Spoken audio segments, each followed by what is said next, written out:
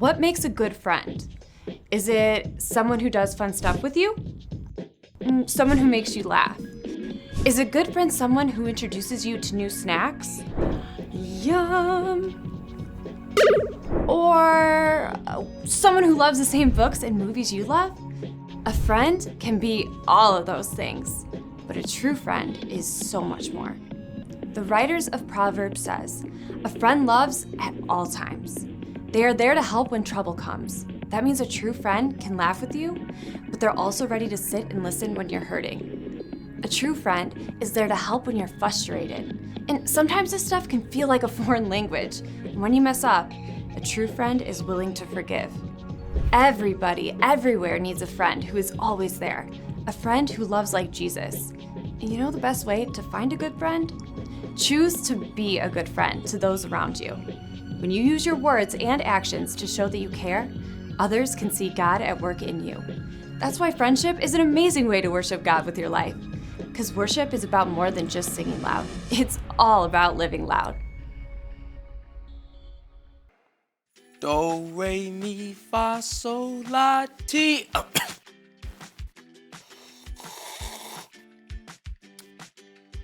Do.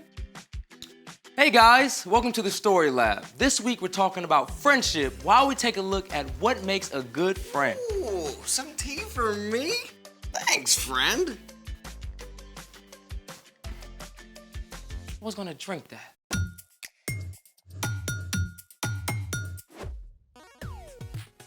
Hey, I'm Carter. And I'm Zeke. We're talking about friendship, which is using your words and actions to show others you care. Now, what do you like to do with your friends? We take our bikes over to these awesome trails and ride. Well, me and my friends play a lot of video games. Couch potato? I prefer sofa spud. Also, we're building a robot. Cool, and totally geeky. I resemble that remark. Oh, and we are friends. Oh, for reals. We do this show together. And our secret handshake. Oh, yeah.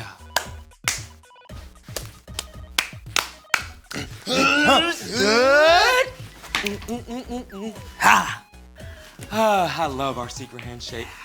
Oh, and we got a set of friends joining us today who do something even more awesome together. Wait. Let me guess. Skydiving, domino tricks, collecting hot sauce, competitive bug eating, deep sea noodling. None of the above. Well, what do they do? Our new friends, Chris and Sandra, just so happen to be great at harmony. Tell me more. I'll let them do it. Hey guys, come on in.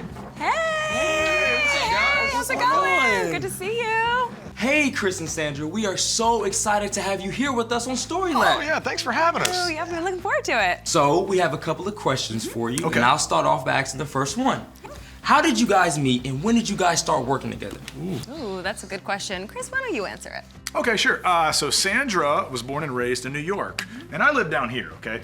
But when Sandra, at a young age, signed a record deal, okay? And she got a recording contract to record down here where I live for weeks at a time, and we happened to meet on one of her trips. And thankfully, she never went home, okay? And to this day, we still work together, we sing together, and we even run a band together. Yeah, it's a lot of fun. We have a really fun party band, so we like to say that we are the party. We're the party. And not only do we get to perform and sing together in this band, but we also work behind the scenes creatively to put everything together. So I handle a lot of the things that you see visually on stage, from wardrobe, choreography, and Chris handles the music. He's the music director. So working together is so great because we know that if one of us misses something, one of us is gonna catch it. That's right. That's good. So speaking of that, what do you guys enjoy the most about singing together?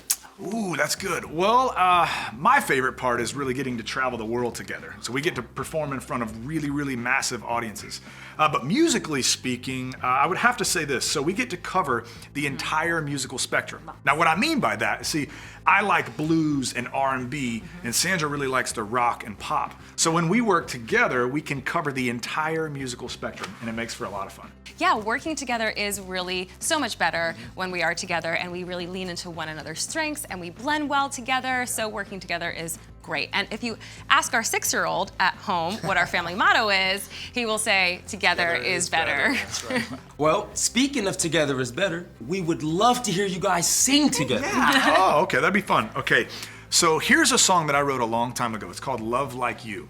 And there's a really special line in this song, and it says this: "The world is better when we're working together to share God's perfect love." Okay, so I'm gonna teach it to you, and then Sandra, you can jump in and we can all jump in together. Okay. It goes like this. The world is better when we're working together to share God's perfect love. Come on, Sandra, here we go. The world is better when we're working together to share God's perfect love. All right, everybody, you too, come on. The world is better when we're working together to share God's perfect love. Okay, you guys sound great. Wow. Okay, All right, now it's I want to harmony. do it again, but I want to teach you something about harmony. Now, harmony is when multiple voices sing different things. They come together to make one beautiful chord, okay? So let's all sing it together again. We'll sing what we just sang, and on the second time, I'm going to sing a harmony part, okay? Let's do it. 1, 2, 3, come on. The world is better when we're working together to share God's perfect love. Now here's the harmony, here we go. The world is better when we're working together to share God's perfect love. One more time, everybody, here we go. The world is better when we're working together to share God's perfect love. And that, my friends, is what happens when voices work together in harmony. That was amazing! Thank you. It's fun. Listen, thank you guys so much for taking the time out today to join us. Yeah, thanks for having us. Hopefully we can come back soon. Oh, of course, of course. It's time for... The story before the story. Today, we're in the book of Ecclesiastes. Much of Ecclesiastes was written by someone called the teacher, who was likely Solomon. Solomon became king while he was still very young. God told him to ask for anything he wanted, so Solomon asked for wisdom, and God gave it to him.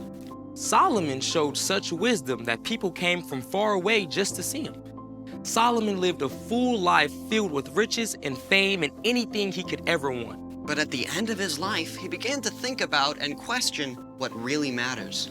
In Ecclesiastes, Solomon shared what he learned about life under the sun, which is where our story starts. Take it away! Hey everyone, I'm Brian. As King Solomon grew older, he started to see that being super smart or famous or rich cannot make you happy for very long.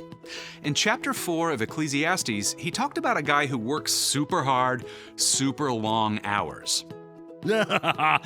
Money, money, money, money, money. Hey, dude, I'm not everything. And then the man looked around and realized he wasn't happy. There was nothing and no one he really cared about. Who am I working so hard for anyway? Bottom line, this guy had no friends. He had no one to share his life with. King Solomon used that setup for these next verses that pack a big punch. 2 people are better than 1. They can help each other in everything they do. Now, you probably hear things all the time like, you do you, follow your heart, go after your dreams.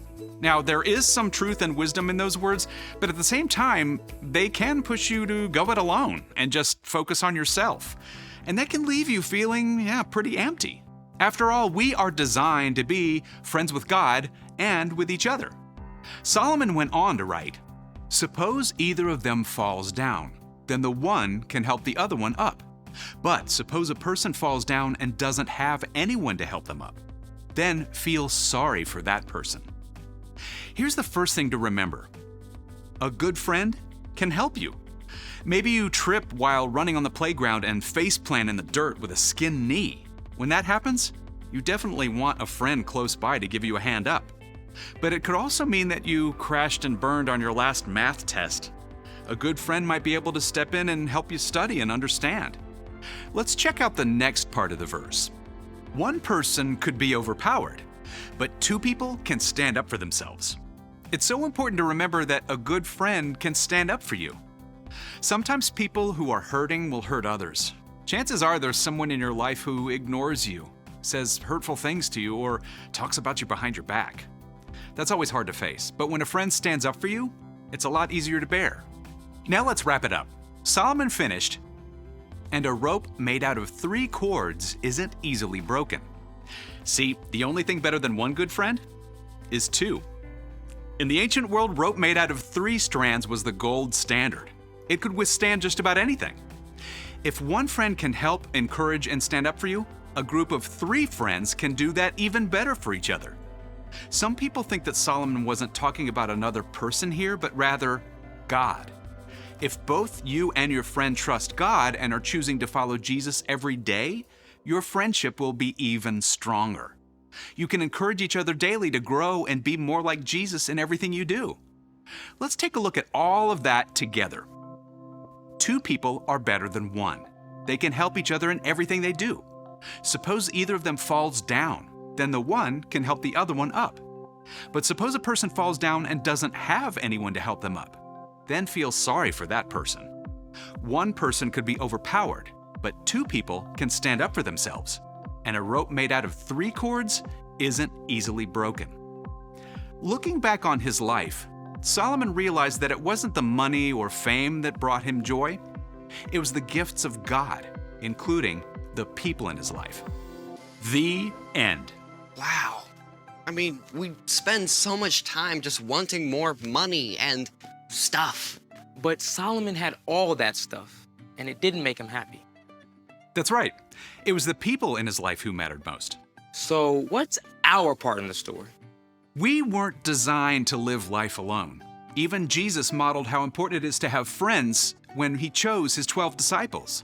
If Jesus needed friends, we certainly do too. But not just any friends. That's right. You want to choose friends who help you, who encourage you, and stand up for you. And you can do the same for them too. Now, you might not feel like you have really good friends or that the friends you have don't treat you very well, but the best way to get a good friend is to be a good friend. Be friendly to everyone, but look for someone who enjoys the things you enjoy and makes wise choices.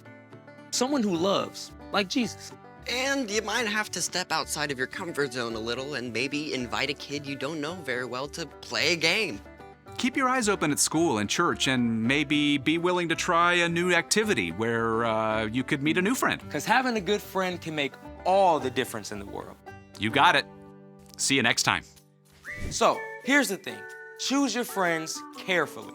Friend, do you think we can sing harmony? I mean, it can't be that hard, right? Oh, come on, it's gotta be someone's birthday out there. Let's give it a go.